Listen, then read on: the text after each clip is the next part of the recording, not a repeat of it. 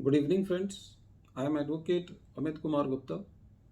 अपने income tax के cases की सीरीज़ में आज जो मैं केस आप लोगों के सामने डिस्कस करूंगा उस केस का नाम है assets infrastructure private limited versus deputy commissioner of income tax. ये केस बेंगलोर आईटीआईटी की सी बेंच ने डिसाइड किया। Matter 84 ITR tribunal short notes page number 59 पे रिपोर्ट हुआ। केस का डिसीजन 2 दिसंबर 2020 को आया। ये मैटर जो है असेसमेंट ईयर 14-15 का है और इस केस में 3 मेन इश्यूज इन्वॉल्व थे। पहला इशू ये इन्वॉल्व था कि असेसी ने अपनी सब्सिडरी कंपनी को लोन दिया हुआ था और कुछ बैंकों से लोन लिया हुआ था, सिक्योर लोन, जिस पर असेसी इंटरेस्ट दे रहा था। जो सब्सिडरी कंपनी को पैसा दिया हुआ था उस पर असेसी जो है वो इंटरेस्ट नहीं चार्ज कर रहा था। तो असेसिंग ऑफिसर का ये कहना था कि असेसी ने ब्याज पे पैसा लेकर के आगे बिना ब्याज पे अपनी सब्सिडरी कंपनी को जो है वो उधार दिया है।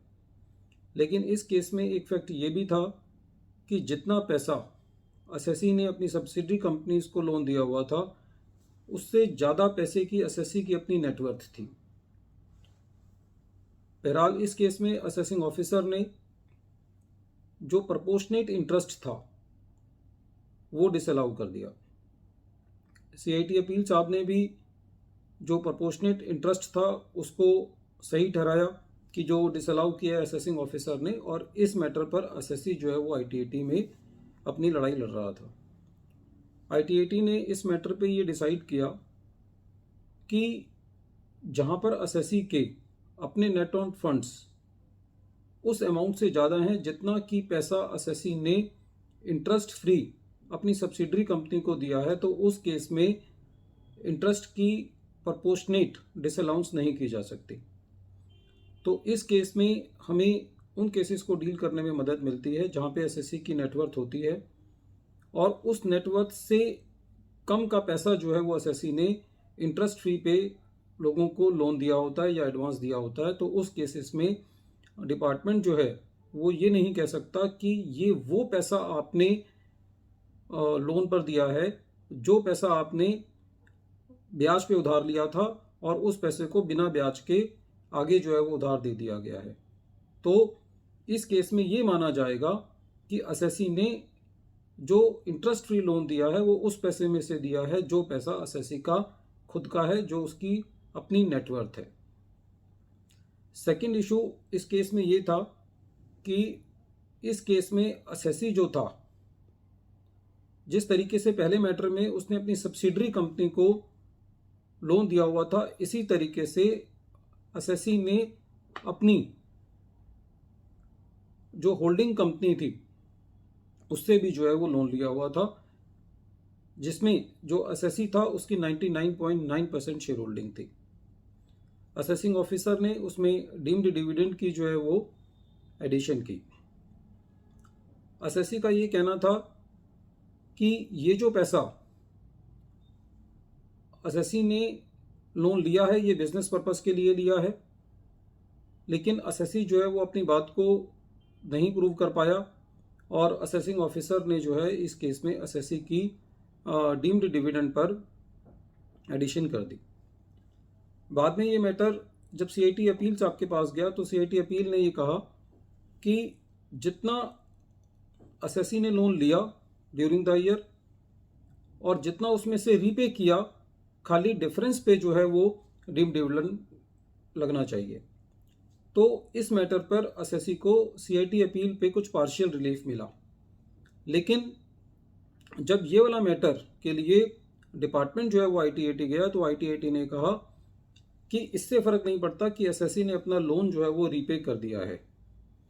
ये लिखा गया है कानून में कि यदि डीम्ड डिविडेंड के प्रोविजंस एप्लीकेबल हैं और एसएससी ने जो है अपने लोन लिया है तो उसके ऊपर उस अमाउंट पर पूरा का पूरा जो है सेक्शन 222 क्लॉज ई लग जाएगा और इस बात से फर्क नहीं पड़ेगा कि एसएससी ने वो लोन साल के दौरान या साल के एंड में वो वापसी कर दिया है। उदाहरण के तौर पर यदि एसएससी ने 10 करोड़ रुपए का लोन लिया और 8 करोड़ रुपए का लोन वापसी कर दिया, तो डीम्ड डिविडेंड जो है वो पूरे 10 करोड़ पर लगेगा, 2 करोड़ पे नहीं लगेगा, नेट पे नहीं लगेगा कि 10 करोड़ में से यदि 8 करोड़ वापसी कर दिया है तो पूरे के पूरे ऊपर 10 करोड़ पे डीम्ड डिविडेंड लगेगा।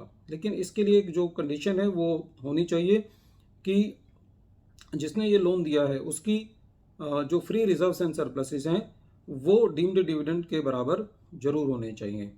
तो इस केस पे एसएससी को रिलीफ नहीं मिला।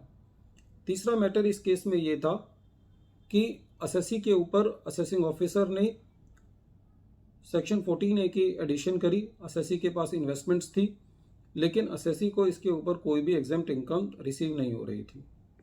तो ये मैटर तो एक नंबर ऑफ द केसेस में एसएससी के फेवर में बहुत केसेस में डिसाइड हो चुके हैं कि जहां पर एसएससी को एग्जेम्प्ट इनकम रिसीव नहीं होती वहां पे सेक्शन 14A की एडिशन नहीं की जा सकती।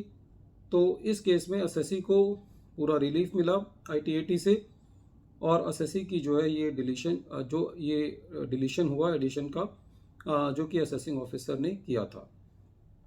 फ्रेंड्स, जो सेक्शन 2 सबसेक्शन 22 क्लॉज ई है, उस मैटर पे इस केस में एक बहुत ही जो इम्पोर्टेंट लॉ का पॉइंट निकल के आता है वो ये निकल के आता है।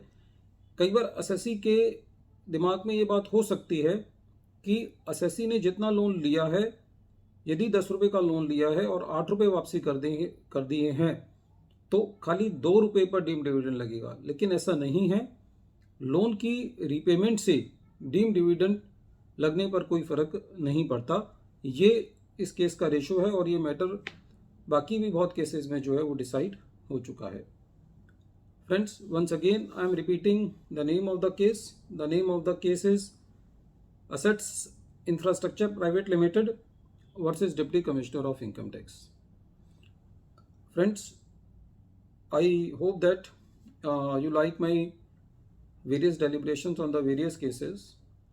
I appeal to you that if you wish to receive my future notification on the various cases, then you can subscribe my channel and press the bell icon.